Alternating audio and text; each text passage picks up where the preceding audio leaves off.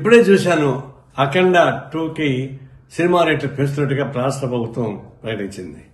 ఇలాంటి ప్రకటన ద్వారా కదా ఐబొమ్మ రవి లాంటి వాళ్ళు పుట్టేది. మీరు కోట్ల రూపాయలు ఖర్చు పెట్టి సినిమాలు తీసేసేవాళ్ళు ఆ డబ్బులు మొత్తం ప్రజల మీద భారం వేయాలని ప్రయత్నిస్తుంటే ఇది ఎవరికి న్యాయం? కాబట్టి ఇంకా ఈ విలువైన కాస్ట్లీగా ఉన్న సినిమాను చూడడానికి ఇష్టమైన ప్రజానీకం ఐబొమ్మ రవి లాంటి వాళ్ళు చేసిన సినిమాలు చూస్తున్నారు. మీరే కదా సూచిస్తున్నారు. మళ్ళీ అతను అరెస్ట్ చేసే హక్కు మీకు ఎక్కడ వచ్చింది? ఈ ప్రభుత్వానికి నైతిక హక్కు లేదు. ఐబొమ్మ లాంటి వాళ్ళని అరెస్ట్ చేసే నైతిక హక్కు మీకు లేదు. ఎందుకంటే మీరే సృష్టిస్తున్నారు అటువంటి వాళ్ళని. ఇప్పుడు ఆయన జైలు పెట్టి ఇంకా చాలా మంది వస్తారు. ఇలాంటి సినిమాలని రేట్లు పెంచి దివాళాకూర్తంగా సంపన్న వర్గాలు ఊడిగని చేస్తూ సామాన్య ప్రజానికాన్ని జోగులు కొట్టేసేటువంటి తిరుక్షోభం చేసేటువంటి అయిపోతున్నారు. ఇంకా రాబోతున్న సినిమాలు 6-7 సినిమాలు రాబోతున్నాయి.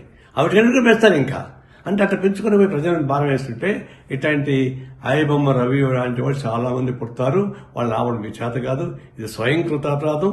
వ్యవస్థలో చేస్తున్నటువంటి అనేక అరాచకాల భాగంగా ఇది ప్రభుత్వం తగిన చర్యలు తీసుకోకపోతే ఇలాంటి అరాచకాలు జరుగుతూనే ఉంటాయి.